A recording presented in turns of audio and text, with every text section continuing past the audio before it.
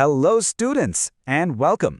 आज हम आपकी साइंस बुक का एक सुपर इंटरेस्टिंग चैप्टर शुरू करने वाले हैं। चैप्टर का नाम है एसिड्स, बेसिस और सॉल्ट्स। लेकिन यू नो व्हाट, हम इसे पढ़ेंगे नहीं, हम इसे सॉल्व करेंगे, बिल्कुल एक डिटेक्टिव की तरह। सो आर यू रेडी? चलो शुरू करते हैं। तो चलिए अपने इन्वेस्टिगेशन शुरू करते हैं एक बहुत ही कॉमन प्रॉब्लम से। कभी कुछ ज्यादा मसालेदार खाने के बाद पेट में अजीब सी जलन या एसिडिटी फील हुई है?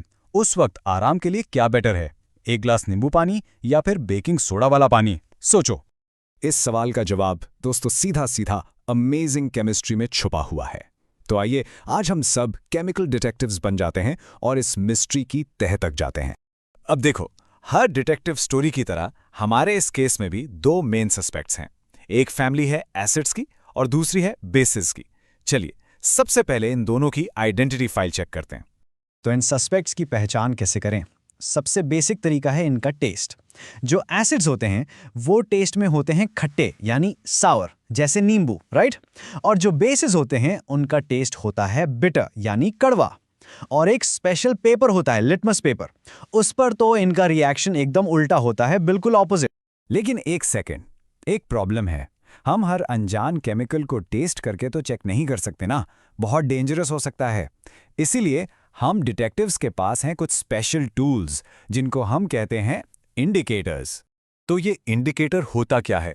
सिंपल है, ये एक ऐसा सब्सटेंस है जो अपना रंग बदलकर हमें इशारा देता है, जैसे एक केमिकल स्पाई कि सॉल्यूशन एसिडिक है या बेसिक। इजी। और हमारी इस डिटेक्टिव किट में इंडिकेटर्स भी कई तरह के हैं। कुछ हैं नेचुरल, जो हमें नेचर से मिलते हैं, जैसे लिटमस या हल्दी। कुछ लैब में बनाए जाते हैं, जिन्हें हम सिंथेटिक इंडिकेटर्स कहते हैं।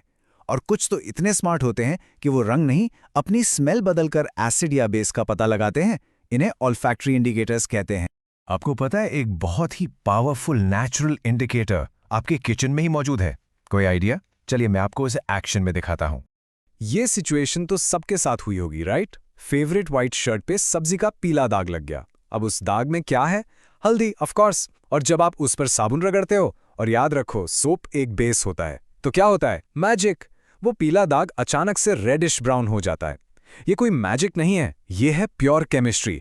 क्योंकि हल्दी हमारा नेचुरल इंडिकेटर जैसे ही बेस के कांटेक्ट में आती है, फौरन अपना कलर बदल लेती है। Amazing, isn't it? ओके, तो अब जब हम अपने सस्पेक्ट्स को आइडेंटिफाई कर सकते हैं, अब टाइम है इंटेरोगेशन का। चलिए सबसे पहले हम एसिड से पूछताछ करते हैं और देखते हैं कि वो मेटल्स के साथ मिलकर क्या गुल खिलाते हैं। जरा इमेजिन करो, एक टेस्ट ट्यूब में हमने थोड़े जिंक मेटल के टुकड़े लिए और उसमें एसिड डाल दिया। फटाफट उसमें से बबल्स निकलने लगेंगे। पता है वो क्या है? वो है हाइड्रोजन गैस। और इस गैस को टेस्ट करने का एक बहुत ही कूल तरीका है। जैसे ही आप इसके पास एक जलती हुई कैंडल लाओगे ना, एक पॉप की आवाज आएगी। तो यहां से हमें मिलता है केमिस्ट्री का पहला गोल्डन रूल, जिसे आपको हमेशा याद रखना है। जब भी कोई एसिड किसी मेटल के साथ रिएक्ट करेगा, तो प्रोडक्ट में हमेशा दो चीजें बनेंगी, एक सॉल्ट और दूसरा हाइड्रोजन गैस रिलीज होगी। सिंपल। ओके, चलो इंटेरोगेशन का नेक्स्ट राउंड। अब क्या होगा जब एसिड की टक्कर किसी मेटल कार्बोनेट से होगी, जैसे कि चॉक, मार्बल या फिर बेकिंग सोडा? क्या इस बार भी हाइड्रोजन गैस ही निकलेगी? Let's find out. नहीं, इस बार एक अलग ही गैस निकलती है। और इस गैस को पहचानने का एक पक्का टेस्ट है। जब हम इस गैस को लाइम वाटर यानी चूने के पानी से पास करते हैं, तो वो पानी दूधिया हो जाता है, बिल्कुल मिल्की। ये इस बात का कंफर्म टेस्ट है कि वो गैस कार्बन डाइऑक्साइड है। तो ये रहा हमारा दूसरा गोल्डन रूल। जब भी कोई एसिड किसी मेटल कार्बोनेट या मेटल हाइड्रोजन कार्बोनेट से रिएक्ट करेगा, तो प्रोडक्ट में हमेशा, और आई मीन हमेशा, तीन चीजें बनेंगी: सॉल्ट, कार्बन डाइऑक्साइड और पानी यानी वाटर। इसे नोट कर लो। अब तक हमने एसिड्स और बेसिस को अलग अलग समझा, उनकी पहचान की, उनसे पूछताछ की। पर अब वक्त है अल्टीमेट शोडाउन का। सोचो क्या होगा जब ये दो ऑपोजिट्स, एक एसिड और एक बेस, आमने सामने आएंगे। सोचो ना, एक तरफ है खट्टा पावरफुल एसिड, दूसरी तरफ है कड़वा स्लिपरी बेस। जब ये दोनों मिलेंगे तो क्या होगा? कौन जीतेगा इस बैटल में? इस शोडाउन का रिजल्ट बड़ा सरप्राइजिंग है। इसमें कोई नहीं जीतेगा, बल्कि ये दोनों एक दूसरे के इफेक्ट को पूरी तरह से कैंसल आउट कर देते हैं। उसे हम कहते हैं नलिफाई कर देते हैं। रिएक्शन के बाद ना एसिड एसिड रहता है और ना ही बेस बेस। और इस सुपर स्पेशल रिएक्शन को हमने एक नाम दिया है न्यूट्रलाइजेशन रिएक्शन। क्यों? क्योंकि इसमें एसिड और बेस मिलकर एक दूसरे को न्यूट्रल कर देते हैं।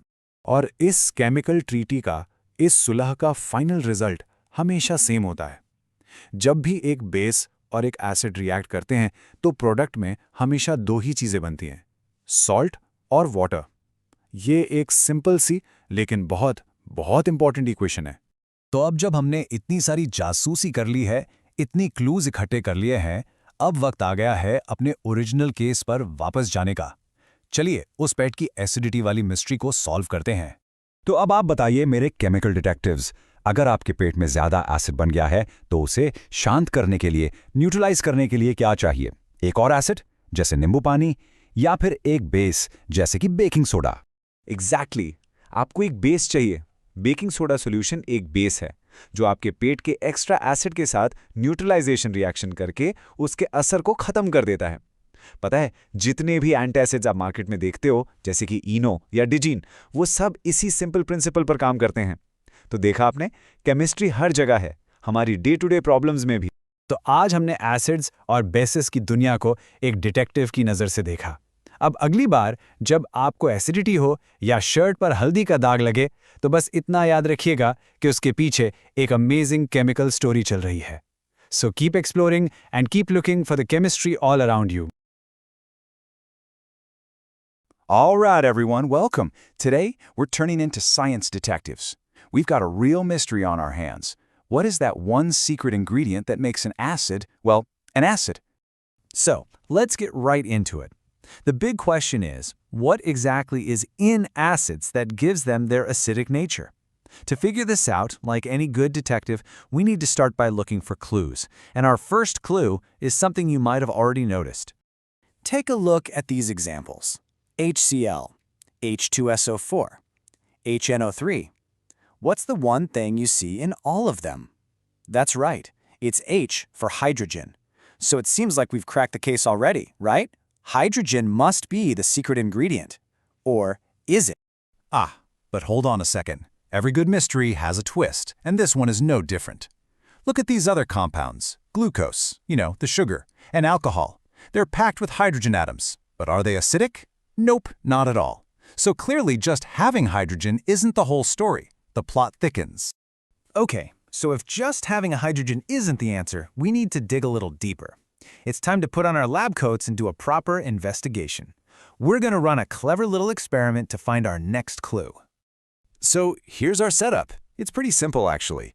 We've got a beaker, a couple of nails acting as electrodes, and they're hooked up to a battery and a small bulb. The big idea here is to see if electricity can pass through different liquids. Let's see what happens when we test our suspects. And bam, look at these results. When we test the acid solutions, the bulb glows. But when we try it with glucose or alcohol, nothing. The bulb stays dark. This is a huge clue. It tells us that acids are doing something special in that water, something that allows electricity to flow right through. So this leads us to the most important question yet. Why? Why did the bulb light up only for the acids?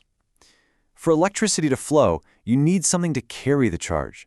So what are these mystery charge carriers that are only showing up in the acid solution?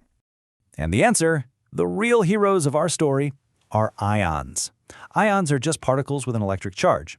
And it turns out, when you dissolve an acid in water, it releases a very specific positive ion, the hydrogen ion, H+. These are our charge carriers. They are the ones swimming around, carrying the current, and making that bulb light up.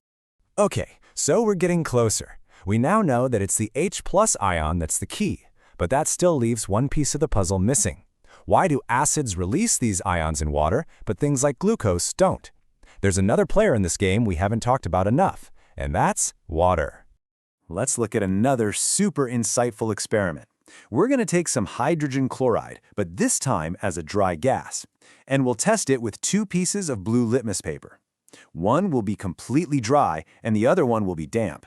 Let's see what difference a little bit of water makes. And wow, just look at this! It's so clear. With the dry gas and the dry paper, absolutely nothing happens. No color change. But the moment that same gas touches the wet litmus paper, it instantly turns red. This is our aha moment. The acid only shows its true colors, literally, when water is around. And with that, I think we can say, case solved. Water is the missing piece. It's the key that unlocks the hydrogen ion from the rest of the acid molecule.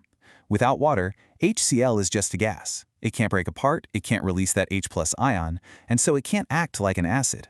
So let's peek behind the curtain at the actual chemistry. When HCl meets water, it separates into an H+ ion and a Cl- ion. But here's a fun fact. That little H+ ion is super reactive and can't just hang around by itself. So it immediately grabs onto the nearest water molecule. And when they combine, they form something new, the hydronium ion, or H3O+. And that, my friends, is the real particle responsible for all things acidic. And you know what? This isn't just a story about acids. The same idea works for bases too. When you dissolve a base, like sodium hydroxide, in water, it also breaks apart. But instead of releasing an H+ ion, it releases a hydroxide ion, or OH-. And it's these OH- ions that give bases all their classic properties. Okay, before we go any farther, we need to talk about something really, really important. Safety. Dissolving strong acids or bases in water isn't like mixing sugar in your tea. It releases a ton of heat. The scientific word is exothermic, and it can be dangerous if you're not careful. So how do you do it safely? There's a golden rule in chemistry you should never forget. Always add acid to water. You start with the water, and then you add the acid to it, slowly, while stirring. Never do it the other way around. If you add water to acid, the heat can build up so fast that it can boil and splash dangerous chemicals right out of the beaker. So remember that. All right, so now we know what makes something an acid or a base. But that brings up another question. Are all acids the same? Is lemon juice as acidic as stomach acid? Of course not. So how do we measure just how acidic or basic something is? How do we measure its power? Well, for that, we have a special tool called the pH scale. Think of it like a ruler for acidity, running from 0 to 14. What it's really measuring is the concentration of those H+ ions. And a cool bit of trivia, the P in pH comes from a German word, Potenz, which means power. So pH literally means the power of hydrogen. Pretty cool, huh? Let's break down this scale. Right in the middle, you have 7. That's perfectly neutral. Think of pure water. If the pH is less than 7, it's acidic. The lower the number, the more acidic it is. So lemon juice is more acidic than milk. And if the pH is greater than 7, it's basic or alkaline. Things like baking soda or soap fall into this category. Okay, so this is all great science, but you might be thinking, why does this matter to me? Well, the truth is, pH is incredibly important. It affects pretty much everything in our daily lives, from the world around us to the very chemistry happening inside our own bodies. For example, your own body has to maintain a very specific pH balance, right around 7.4, just to stay alive. And think about the environment. When pollution causes the pH of rain to drop below 5.6, we get what's called acid rain. This acid rain gets into our rivers and lakes, and it can be devastating for fish and other aquatic life. So yeah, getting the pH right is literally a matter of life and death. So I want to leave you with one final thought. After you eat, especially sugary stuff, bacteria in your mouth produce acids, which is bad for your teeth. So, if your mouth is acidic, what do you think the pH of your toothpaste is? Is it acidic or basic? And why? Give it some thought. That's all for today. नमस्ते students, welcome back. तो चलिए आज हम chapter 2 का final part explore करते हैं। आज हम ये देखेंगे कि कैसे अमेजिंग केमिस्ट्री हमारे डेली लाइफ में हमारे आसपास ही छिपी हुई है। चलिए एक बिल्कुल हैरान कर देने वाले फैक्ट से शुरू करते हैं। क्या आप इमेजिन कर सकते हैं कि वीनस ग्रह पर यानी शुक्र ग्रह पर पानी की नहीं बल्कि सल्फ्यूरिक एसिड की बारिश होती है? सोच के देखो वहां का एटमॉस्फेयर कितना ज्यादा डेंजरस होगा। लेकिन वहीं दूसरी तरफ यहाँ हमारी धरती पर एसिड्स और बेसिस हमारे जिंदा रहने के लिए बहुत बहुत ज़रूरी हैं।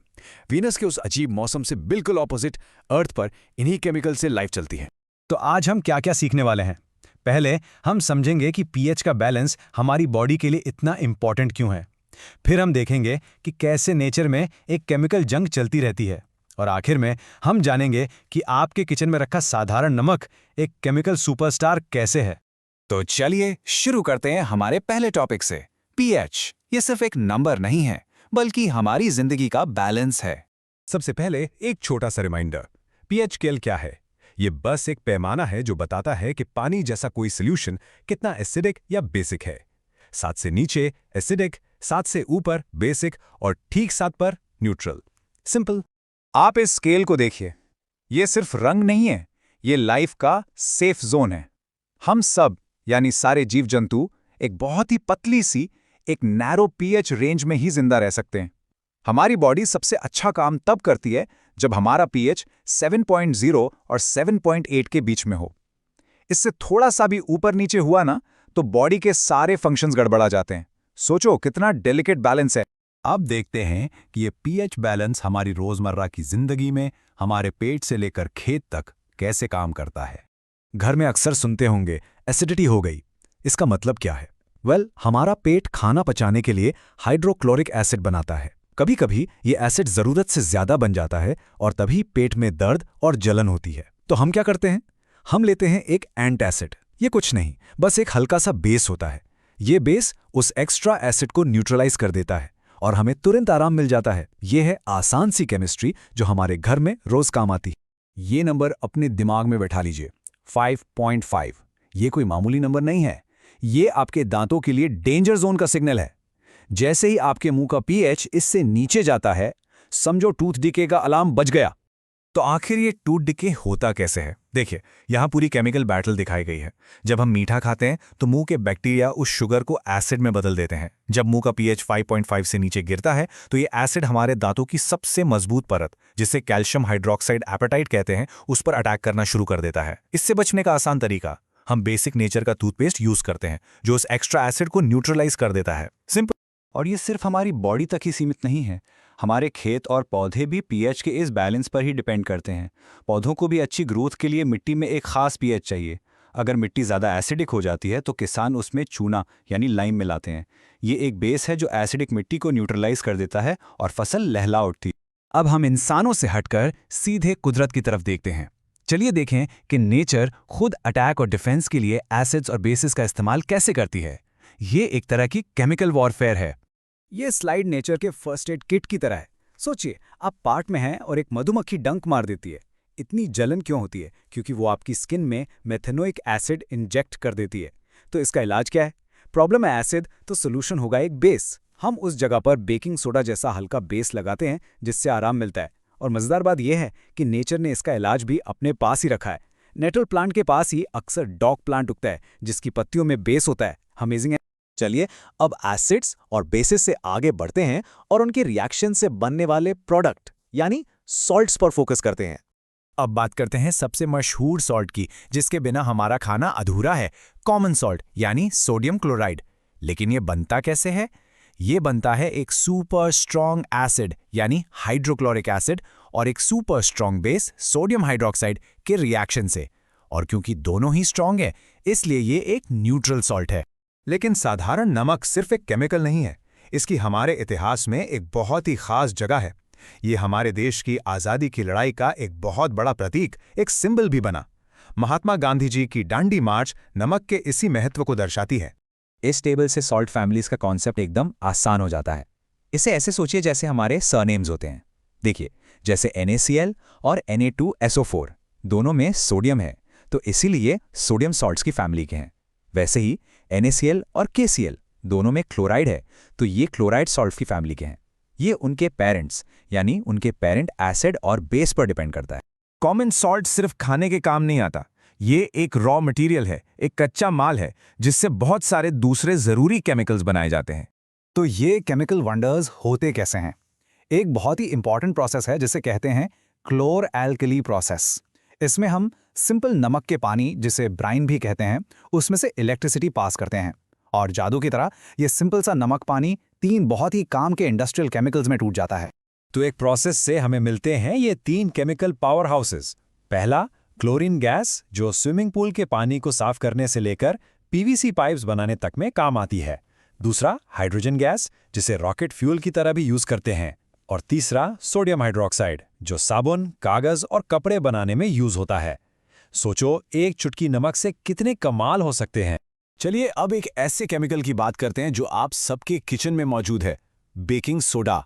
इसका केमिकल नाम है सोडियम हाइड्रोजन कार्बोनेट ये भी कॉमन सॉल्ट यानी सोडियम क्लोराइड से ही बनता है। ये एक हल्का नॉन करोसिव बेसिक सॉल्ट है। बेकिंग सोडा तो एक असली जादूगर है। क्योंकि ये बेसिक है, इसलिए एसिडिटी दूर करने के लिए एंटासिड्स में यूज होता है। जब इसे मम्मी केक या ब्रेड में डालकर गर्म करती हैं तो इससे निकलने वाली कार्बन डाइऑक्साइड गैस केक को एकदम सॉफ्ट और स्पंजी बना देती है। और यही नहीं, ये आग बुझाने वाले सोडा एसिड फायर एक्सटिंग्विशर्स में भी इस्तेमाल होता है। एक केमिकल काम अनेक। तो चलिए एक क्विक रिकैप करते हैं। आज हमने देखा कि पीएच का बैलेंस हमारे जीने के लिए कितना जरूरी है। हमने समझा कि कैसे सिंपल न्यूट्रलाइजेशन रिएक्शन हमारी एसिडिटी दूर करती है और दांतों को बचाती है। हमने जाना कि साधारण नमक सिर्फ खाने की चीज नहीं बल्कि हमारे इतिहास का एक हिस्सा है। और हमने ये भी सीखा कि बेकिंग सोडा जैसा जरूरी केमिकल भी नमक से ही बनता है।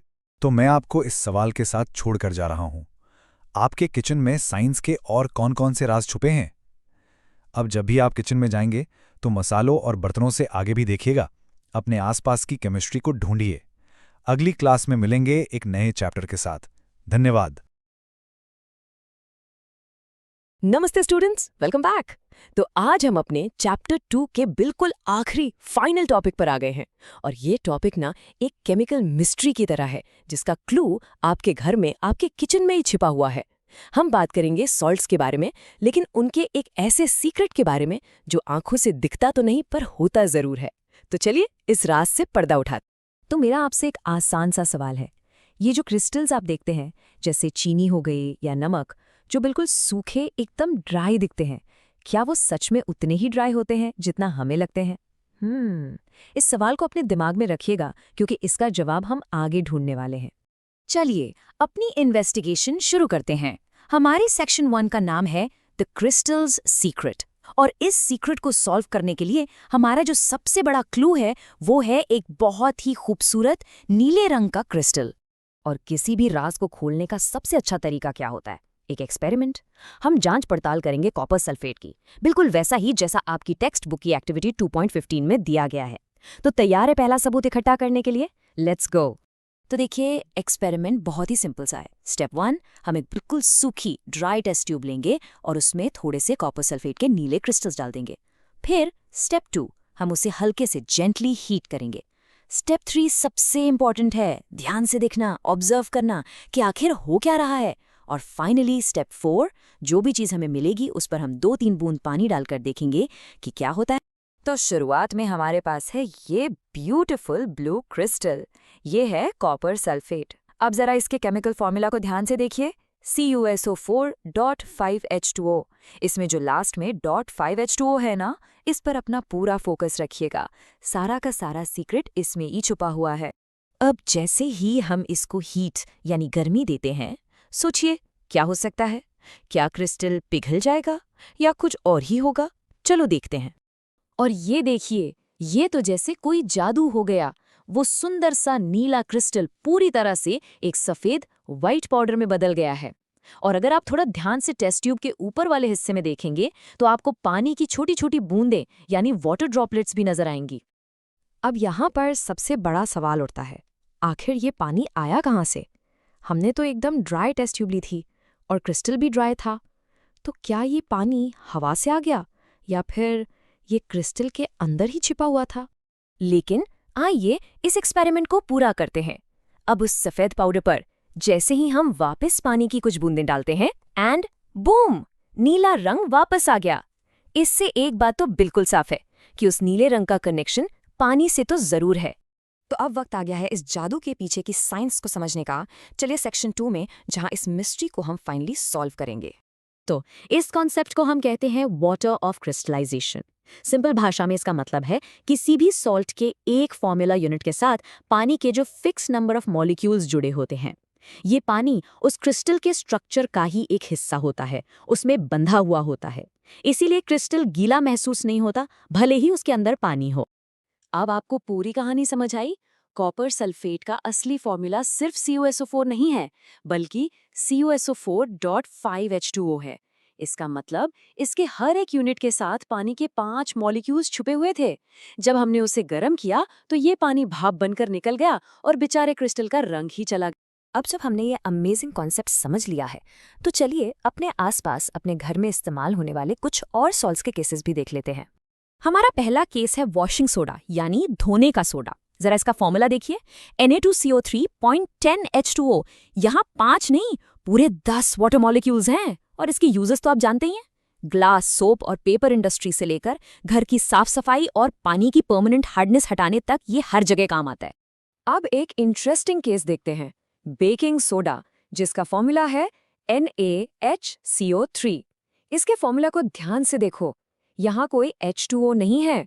ये एक ऐसा सॉल्ट है जिसमें वाटर ऑफ क्रिस्टलाइजेशन नहीं होता, पर इसके यूजर्स कमाल के हैं। केक को सॉफ्ट और स्पंजी बनाने से लेकर पेट की एसिडिटी ठीक करने के लिए एंटासिड तक, और आग बुझाने वाले फायर एक्सटिंग्विशर्स में भी ये काम आता है। चलिए अब हमारे आखिरी और शायद सबसे इंटरेस्टिंग केस पर चलते हैं। अब हम बात करेंगे एक ऐसे केमिकल की जो डॉक्टर्स का एक सीक्रेट वेपन है। जी हाँ, मैं बात कर रहा हूँ उस सफेद पाउडर की जिसे डॉक्टर्स टूटी हुई हड्डियों पर प्लास्टर चढ़ाने के लिए इस्तेमाल करते हैं। इसे कहते हैं प्लास्टर ऑफ पेरिस। और पता है प्लास्टर ऑफ पेरिस बनता कैसे है? ये बनता है जिप्सम नाम के एक और सॉल्ट से। देखा आपने, जिप्सम के फॉर्मूला में भी वाटर ऑफ क्रिस्टलाइजेशन है, CaSO4.2H2O। जब जिप्सम को 373 केल्विन पर बहुत ध्यान से गर्म किया जाता है तब जाकर प्लास्टर ऑफ पेरिस बनता है। इस स्लाइड पर इन दोनों को कंपेयर करते हैं। देखिए, दोनों का मेन केमिकल पार्ट सेम है, कैल्शियम सल्फेट। फर्क है तो सिर्फ वाटर मॉलिक्यूल्स का। जिप्सम में है 2H2O और वो एक हार्ड सॉलिड है, जबकि प्लास्टर ऑफ पेरिस में है सिर्फ हाफ H2O, आधा वाटर मॉलिक्यूल, और वो एक पाउडर है। देखा आपने, सिर्फ 1.5 वाटर मॉलिक्यूल के फर्क से सब्सटेंस की पूरी प्रॉपर्टी ही बदल गई। Amazing right? और यही है डॉक्टर का सीक्रेट। वो प्लास्टर ऑफ पेरिस के पाउडर में पानी मिलाते हैं और जैसे ही पानी मिलता है ये पाउडर वापस से जिप्सम बन जाता है, जो कि एक कठोर यानी हार्ड सॉलिड मास है। और इस तरह टूटी हुई हड्डी को एक जगह पर सेट होने के लिए सपोर्ट मिल जाता है। Simple yet brilliant chemistry. Plaster of Paris सिर्फ हड्डियां जोड़ने के ही काम नहीं आता, इससे खिलौने बनते हैं, घरों में सुंदर डेकोरेशन का सामान बनता है और दीवारों जैसी सर्फेसेस को एकदम स्मूथ करने के लिए भी इसका इस्तेमाल होता है। तो ये थी हमारी आज की केमिकल इन्वेस्टिगेशन। चलिए इस चैप्टर को क्लोज करने से पहले एक सुपर क्विक रिकैप कर लेते हैं ताकि सारे इंपॉर्टेंट पॉइंट्स आपको हमेशा के लिए याद हो जाएं। तो आज हमने सीखा वाटर ऑफ क्रिस्टलाइजेशन के बारे में, यानी क्रिस्टल्स में छुपा हुआ पानी। फिर हमने देखा washing soda, the cleaning expert, जिसमें है 10 वाटर मॉलिक्यूल्स। हमने जाना बेकिंग सोडा के बारे में, द किचन हेल्पर, जिसमें कोई वाटर ऑफ क्रिस्टलाइजेशन नहीं होता। और आखिर में हमने समझा plaster of Paris, the bone fixer, जिसका सारा जादू पानी के मॉलिक्यूल से ही जिप्सम में बदलने पर डिपेंड करता है। तो मैं आपको इस सवाल के साथ छोड़कर जा रहा हूँ। अब अगली बार जब आप कोई फ्लफी सा केक खाएं या कहीं प्लास्टर ऑफ पेरिस से बनी कोई मूर्ति देखें या किसी के हाथ पर प्लास्टर कास्ट देखें, तो क्या आप एक सेकंड रुककर उसके पीछे की इस अमेजिंग केमिस्ट्री के बारे में सोचेंगे? साइंस हर जगह है दोस्तों, बस देखने की नज़र चाहिए। Keep exploring.